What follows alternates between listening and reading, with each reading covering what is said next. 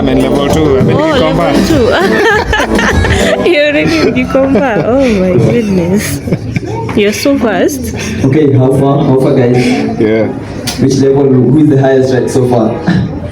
And how is the experience? I'd like to know, how is the experience so far? It's hard. Yeah, when you have to play 2 enemies, one attacking from the back and one from the front. Like for now, like yes. like now. Yeah. And it's a robbery.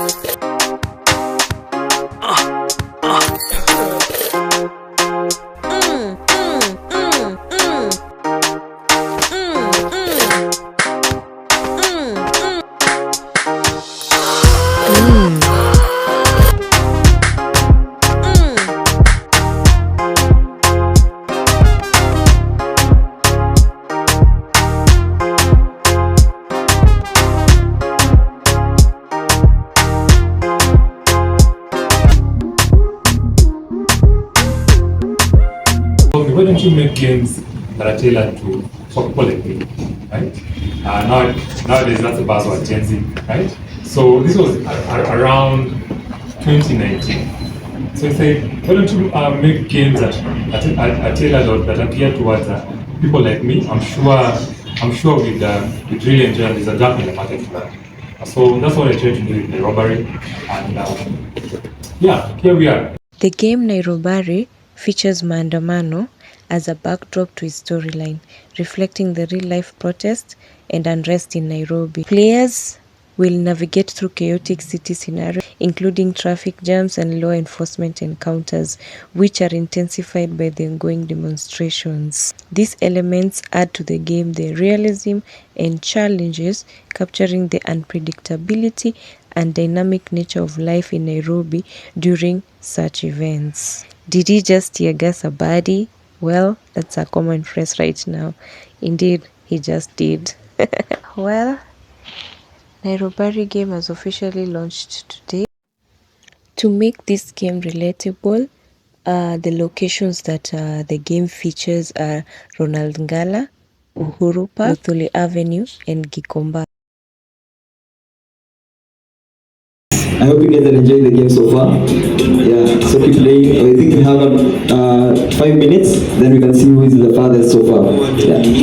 So the time is on. So I do character animations and 2D designs. So for this game, as Mr. Macharia explained, I did the redesigns for the 2-player characters, Flex and Vicky, and I did their main animations and sprites for the game.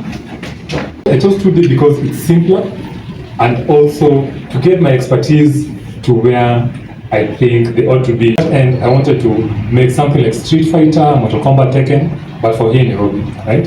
With the characters that you see here in Nairobi, you can choose a hawker, a boda guy, a chokora, a kanjo, policeman. Even we have a very large population of experts, white people here in Nairobi. So you can play as a white tourist, you know, just characters that are around Nairobi. So that's where I'm aiming at, 3D. But I didn't have the know-how. I didn't possess the know-how to do a 3D game based on that. So I decided to start small with 2D because most of the concepts that in game development that I've used in 2D are the same ones that I'm going to translate to 3D. The question was, where did I choose to go with the engine that I've done the game in? So the game is developed in the Godot game engine, and the biggest selling point about Godot is that it's free to use, And once you develop a game, like nobody is gonna come after you that how much have you made from this game? You need to give us a cut and so on and so forth. Character design, my concept for character design was that just something that would be relatable to the young people in Nairobi. Every character has two movements with their hands and two movements with their feet. And so features, there's a combo where you, for flex, two punches and a kick. Like you can see on the screen. And for Vicky, there's a slap. She's the one who designed actually the slap. I wanted Vicky to punch, but she came back to me and said, like, Vicky doesn't seem, she's a girl, right? So she can't be punching, so she'll be slapping this character. And I was like, okay, if you think it works, well and good. And feedback from the people so far is that it's fantastic for Vicky and for Flex as well. Lastly, what was the other question? The reward mechanism. Oh, reward mechanism. So when you build up characters, like you see she's gonna drop some coins. So there's some coins, because the game is called Nairobbery. It's about these characters, like the knife guy trying to get money or your phone from you.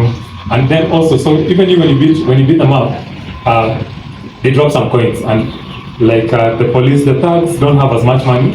The police, don't ask me why, but they have the most money. That's the ones who drop the most amount of money when you beat them up. You can see the tear gas guy over there.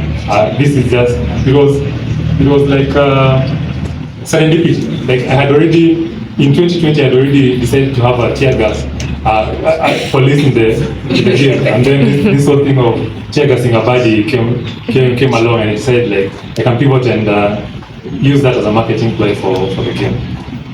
I saw a post about the game and it had gotten a lot of attention. I saw like 50,000 impressions, which is really good. So speaking to the relatability and the way Kenyans are able to relate to the game, so I'm wondering if there are any plans to maintain it, to keep it relevant, in the sense of right now we are bukkering with everything. Next week we're going to do something else. Are we planning to keep it going, to keep updates with interesting characters that are coming up all over social media and everything? And then the second question is, like with any other game, I'm sure there are many other features you wanted to be in the game, but because of scope, we're not able to be there. Maybe we could touch on some of them so that we maybe kind of see what to anticipate. Yeah. I'm planning to capitalize on the Maandamano that's going on, but it's a very tight rope that I have to walk, because again, I don't want the game to become political, right?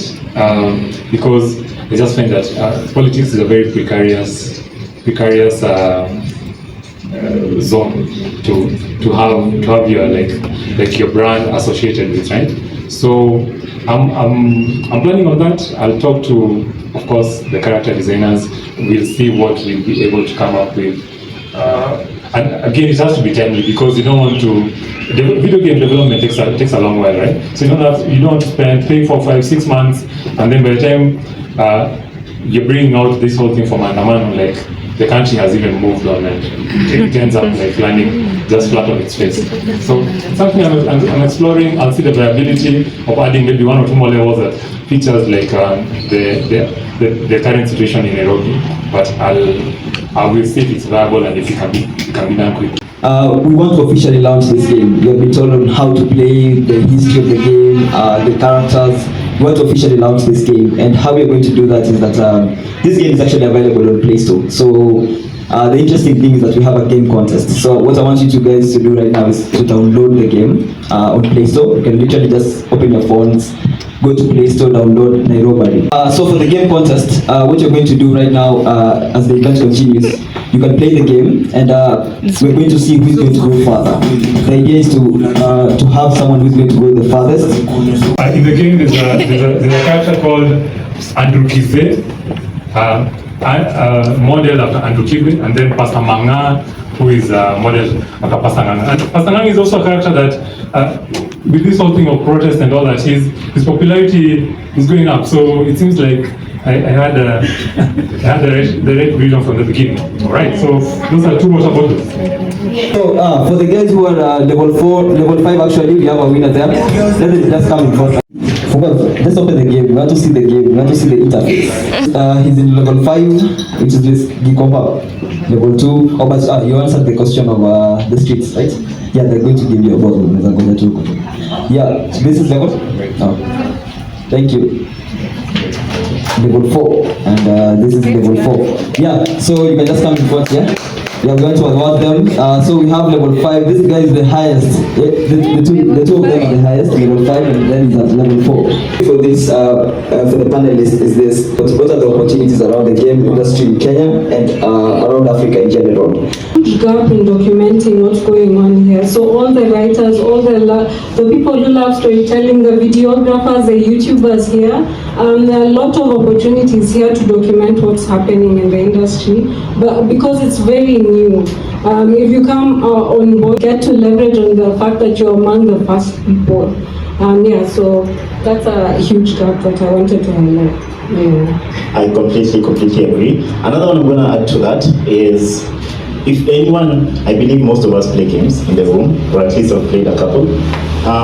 If there's one thing that's very obvious in terms of opportunity that's out there, is when you look at the games that the world is currently playing, more often than not, these are stories that have been retold and retold for generations since like 30 years ago. So you're probably going to get a game around World War, around the World War, World War I, World War II, and then we go back and we do the same thing, etc. So I believe there's a very strong opportunity when it comes to telling new exciting stories. And the thing is, African stories, Kenyan stories are yet to be told the way they should be told. And so the creative people, the people who build out the gaming industry, animation, comics, and everyone in that ecosystem is able to tell what is essentially a fresh story. So we have a huge opportunity with extremely exciting stories that are just yearning to be told. And in as much as it's not really necessarily a technical ability, but it's an opportunity in the industry to tell new stories, engage new audiences, and continue to make sure that our culture and our history is told for the future generations through video games, animations, and other forms of media that I believe we have the skills to create.